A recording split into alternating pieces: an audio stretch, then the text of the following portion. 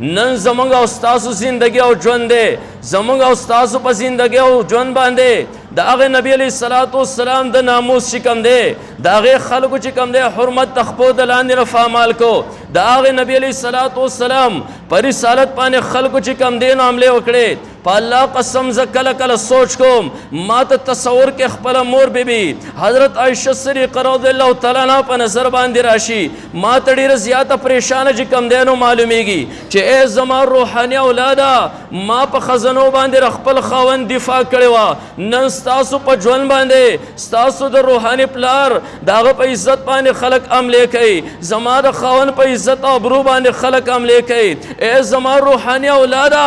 نن خو تا دغه ختم نبوت لپاره آواز پورته نه که نن چې کله زه په تصور کې حضرت فاطمه الزهرا رضی الله تعالی عنها راولم په الله قسم پریشان ښکاري ای زما روحاني وروڼو نن چې کوم دی نو زما په پلار باندې د هغه په ناموس باندې خلک حملې کوي ما په خزنو باندې خپل پلار دفاع کړې وه زما په پلار باندې خلکو د اوښانو هغه ډک لرې ورچولی و ما د خپل پلار دفاع کړې وه لر کړې تې و زما د پلار په مخ باندې خلکو خاورې ورنستې وې زه به لاړم ما به اوبه راوړې ما به مونځ کې خپل پلار مخ چې کوم دی نو دا صفا کو ای زما روحاني وروڼو مسلمانانو نه امت مسلمه نه خو پوره دنیا ډکه ده نن څنګه تاسو پرې خوله باندې صرف د قول او فعل په انداز باندې زما د پلار دفاع څنګه نه کوئ نن موږ ته حسنین کله په تصور کې راشي پریشان ښکاري زما بابا جان باندې خلک حملې کې راغه په ناموس باندې ای زما روحاني وروڼو تاسو کوم ځای غفلت په خوب باندې ودی نن که موږ د حضرت ابوبکر صدیق رضی الله تعالی عنہ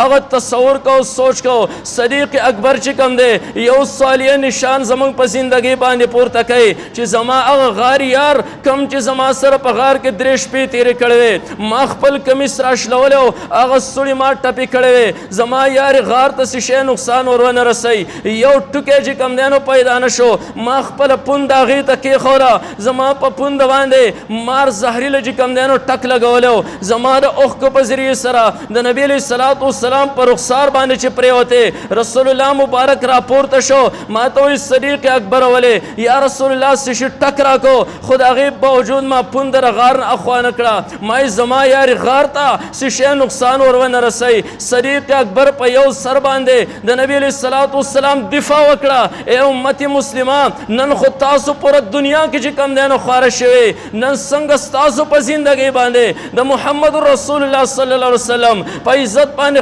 خلک نن څنګه ستاسو په ژوند باندې یو سړی راپاسي نبی علیه الصلاۃ والسلام نه پس د رسالت او نبوت چې کوم دی نو دفاع کوي نن نبی علیه الصلاۃ والسلام روح ته یقینا موږ تکلیف ورسو چې تر یو دنیاوي لیډر دفاع خو کولی شي د یو دنیاوي مشر دفاع خو کولی شي ای امته ما ستاسو لپاره څومره تکالیف برداشت کړي دي ما خو اسرائیل علیه السلام ته د خپل روح د قبض کېدو په ټیم کې وملو ای اسرائیل څومره سختي په ما کې راشي وکړه زما امتي سره به ګورې نرمي کې ای امتي ولې بې وفا شوې ستا په زندګۍ باندې زما په ناموس باندې خلک حملې کوي ستا له خولې نه ما یو اواز هم وانه اورېد بهر کیف هغه نبی علیه الصلاۃ والسلام په امت کې